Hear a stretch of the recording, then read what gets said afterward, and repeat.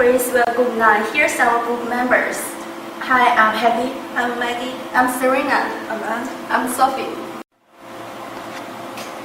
Today we are going to talk about the story of an overconfident guy, Nokia. This picture reflects that the popularity of Nokia mobile phones at the time. Even the ATM is switching to a Nokia phone. Next is our content.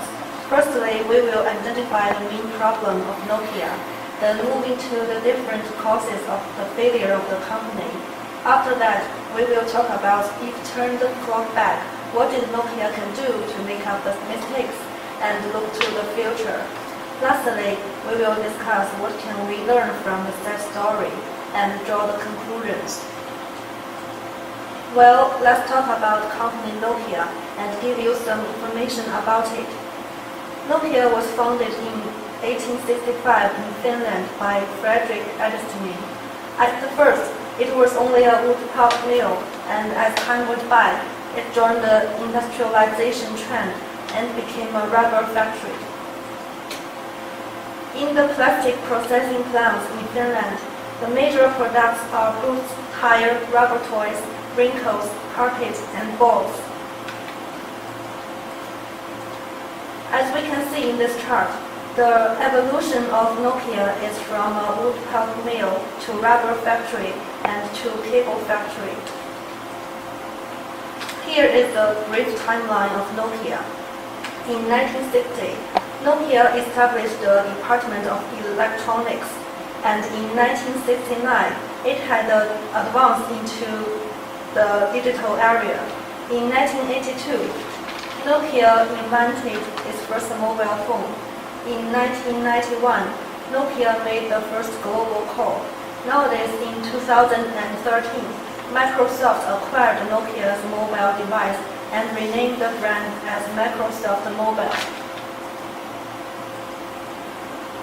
Seeing the former giant falling down is really a regret thing, and the biggest crisis for Nokia right now is hard, and maybe impossible to regain the former prosperity. At first, Nokia gradually lost its market shares, facing the challenge aroused by the outer major competitor Apple with its iOS and Google with Android OS. Its stock prices were continually dropping and lost its most investors and customers. Eventually, it completely lost its leading role in the competition. When analyzing the collapse of the Nokia empire, we mainly contributed its failure to the following reasons: the challenging of CEO and their different management ways, bureaucratic problem in corporate structure, the conservative and rigid corporate culture, and no further revolutionary technological development. Next, my team member Serena will talk about the collapse of the empire. Thank you, Maggie. For Nokia, two brave fighters tried to save him, but unfortunately received full of regrets. Wearing the unfit shoes to climb the mountain is like an unwise decision, and like the wrong CEO leading the company, it accelerates the road failure of the growth. Oleg Pekka is an old soldier who served for Nokia for 30 years and began his career in Nokia as a legal advisor in 1980. In 2006, he was promoted to Glamour CEO and contributed his cream of life to Nokia. In 2007, it's not only a turning point for Nokia, but also for the whole industry. The emergence of Smart Apple has brought disastrous crises to Nokia, and since then, Nokia couldn't help stopping the sales drop. The board members were in panic to repeat the same sad story like Motorola, and had no patience to wait Oleg Pekka taking further actions. Oleg Pekka said goodbye to Nokia with a heavy heart. For Oleg Pekka, his main problem is that he had advanced strategy but took too conservative tactics. Looking back the performance during his position, it's obvious that three mistakes should be paid attention to.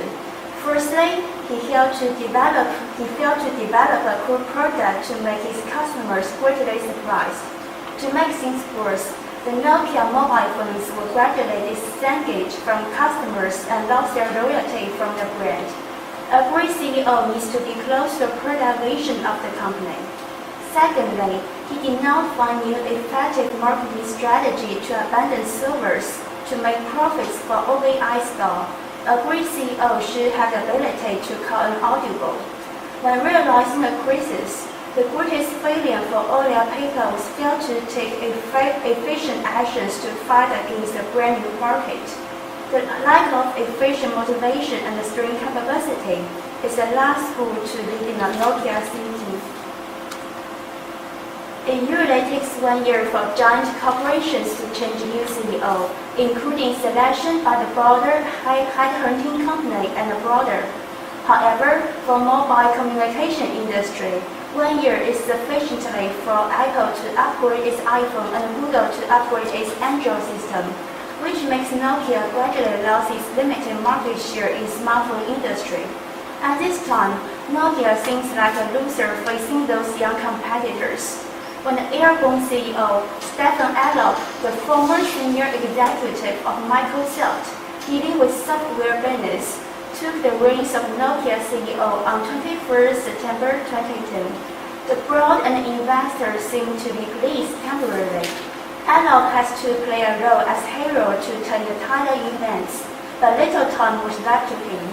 In the face of market decline, a new CEO usually takes action to make new strategies, to restructure management, and to choose new partners. Elop stressing the strategic orientation set by former CEO. Nokia is an influential mobile internet market enterprise, rather than a pure hardware manufacturer. On the other hand, Elop decided to cut costs, streamline institutions like any other new CEO. However, all these efforts seem to not regain the trust of harsh investors. After Elop took the fancy position for 143 days, Nokia stock shares declined for more than 14% on Helsinki Stock Exchange Market and 19.79 on New York Stock Exchange Market. And next, analysis institutions such as JP Morgan and Credit Suisse all lowered the credit rate and expected stock price for Nokia. Obviously, the airborne CEO failed to please the investors and market. Nokia was still falling down with a rocket speed, which can be called the Elop effect. Now I will introduce my friend Anne to talk about the next part. Thank you, Serena. Next, I will talk about some other reasons concerning the failure of Nokia. First of all, I will talk about the reasons from the perspective of the corporate structure. As we can see from the chart, the shareholders established the board of directors, under which there are audit committee, CG and nomination committee, and personnel committee. And also the board of directors designates the Nokia group leadership team, which consists of president and CEO. And also the company has its own independent internal audit who monitor the operation of the company. And also we know that the seemingly unassailable corporate structure did not perform well during the crisis, partly because the Nokia leadership team did not react quickly and take effective actions on time. These are redundant personnel in the middle-level management team caused the corporate structure relatively sophisticated. Apart from that, there was also bureaucratic problems existing in Nokia, which caused a lot of problems, such as a waste of human resource, inefficiency in communication, and prolonged time between problem identification and reaction from decision making. These are the problems existing in Nokia's governance structure. And next, there are another problems in the Nokia's failure. I want to mention is deep-rooted, unchanged corporate culture. We can see that Nokia is a Finnish multinational corporation. Finnish people are to some extent conservative when compared with Americans who are more adventurous. Nokia's top management team, technological expertise, R&D are predominantly rooted in Finland, so the corporate culture of Nokia is to some extent conservative and rigid and do not open enough to take in something new. As we can see from the right chart, the rigid governance structure, as I mentioned before, and the conservative corporate culture together impeded the technological development of Nokia and caused Nokia to be reluctant to revolutionary change. Apart from that, we can see from the map, the location of research center is relatively far away, which may cause a problem of talents recruiting, information dissemination, and technological progress. The third reason I want to say is from the perspective of marketing. We know that Nokia has been the market leader of mobile phone for 14 years. However, in 2007, Apple launched its iPhone, and in 2008, Google developed its Android OS, both of which lead a revolutionary change to the mobile phone market. However, Nokia is more concerned about satisfying customers' communication needs, while his rival company, Apple, is more concentrated on satisfying customers' recreational needs. In fact, Nokia has invested a large sum of money in market research, but it missed one important thing, that is, what the customer needs is not something better, but something revolutionary. Just as Steve Jobs once said, a lot of times, people don't know what they want until you show it to them. In fact, Apple focused on creating a unique and a unified image of its products and take customer experience and lifestyle into the design of its products, which is proven to be a big success in mobile phone industry and a miracle hard to be surpassed. Next, my colleague Sophie will analyze the technological aspect of Nokia's failure. Thank you, and now I'm going to analyze the reason why Nokia empire collapsed based on the technology. First of all, the design is too old. Actually, in the communication market, technology is the most important thing that companies like Nokia have to think about. They have to keep up to date with all the newest technology advances. But the design concept of Nokia was to understand what their customers' needs over these years. In order to satisfy different needs of clients, Nokia developed a great number of communication products, which in turn confused those customers to choose suitable products. The design concept that based on clients' needs is more helpful to improve the quality of the products, but it's less likely to revolutionary innovation. Nokia has always been an outstanding industrial designer in cell phone domain, but as the globalization, this advantage has been reduced to a neglectable level. For instance, Samsung sells the same quality touchscreen to Apple, HTC, and other makers. Secondly, the ignorance of the trend of big touchscreen. At the year of 2009, HTC took away a big share of smartphone market from Nokia, and the revolutionary operating system used in the smartphones of HTC is no other than Android.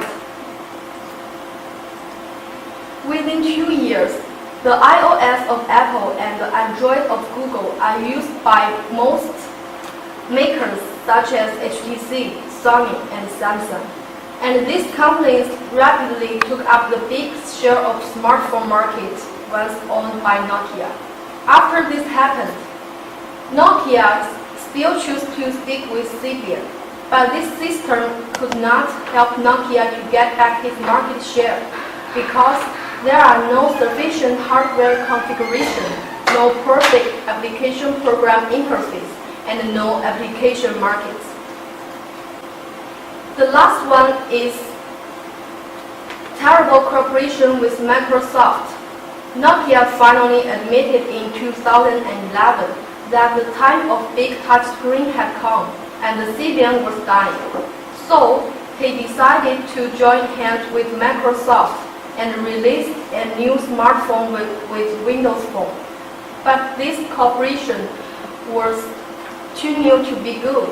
A lot of negative comments pointed sharply to Windows Phone, such as wealth, gravity sensor, poor app resources, and the 2-bit sound output system.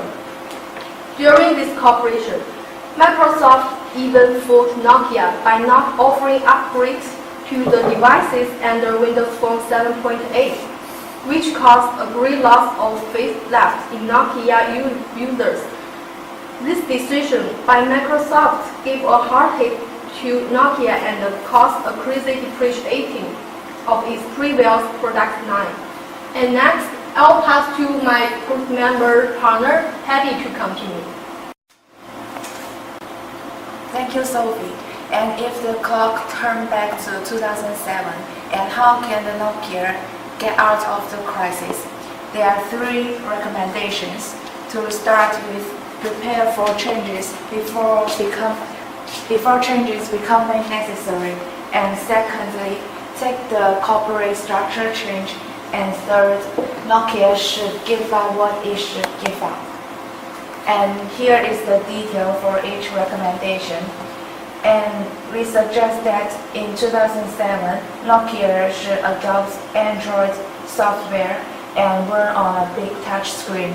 And it can satisfy customer multifunctional needs and compete with Apple and other competitors and retain its market share. On the other hand, Nokia should invest more research and development to build up awesome products to attract customers, rather than waiting for the market to decide what they should produce. At this time, Nokia should embrace changes before changes become necessary. Next one is, it is time for Nokia to change corporate structure. Nokia should change the headache of bureaucracy, such as decrease administrative level and cut down redundant personnel to increase flexibility and efficiency in the operation. And diversify the board of directors, recruit more personnel with international backgrounds to create great ideas. Lastly, Nokia should give up what it should give up. It is the fact that Symbian cannot compete with Apple and Android software, and Nokia should invent a new product that can compete with Apple.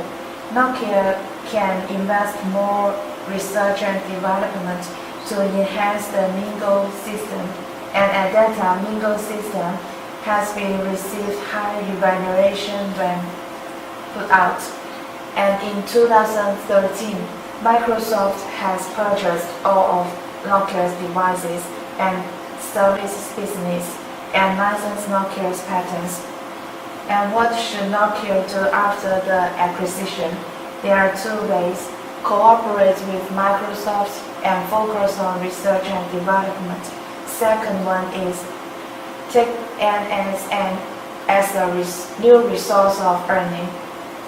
Nokia-Microsoft partnership will benefit both parties. They can use each other's advantages to achieve win-win outcome. Microsoft is good at software, and Nokia can get help from Microsoft to develop its software. Similarly, Microsoft can get benefit from Nokia to enhance his hardware. They can cooperate with each other to improve Lumia and make new products. And second, NSN, the full name of NSN is the Nokia Solution and Network.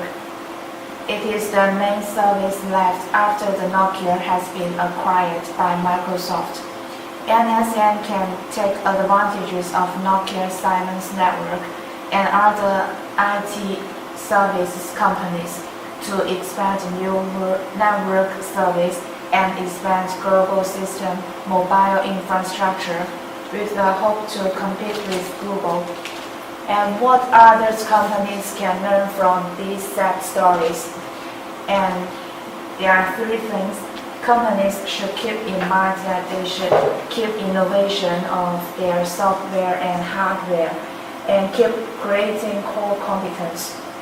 Second thing is, companies should build a good governance structure and such as build suitable number of levels in administration.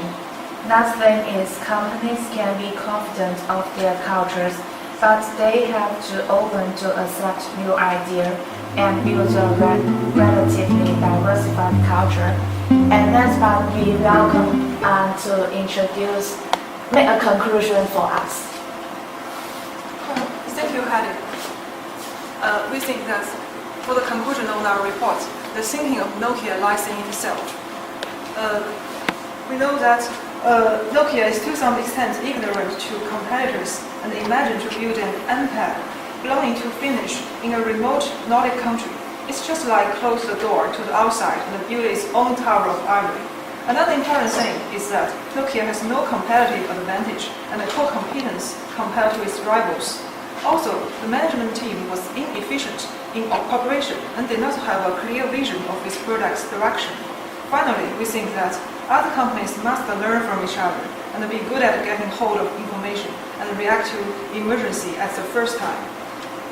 And we hope that Nokia can learn from the past bloody story and develop better in the future. We are looking forward to Nokia's future changes. Thanks. Now we want to say thank you to you, Chris. Thank you for your hard working and great help. We learned a lot from your course. Thank you very much. That's all for our presentation. Have a great summer!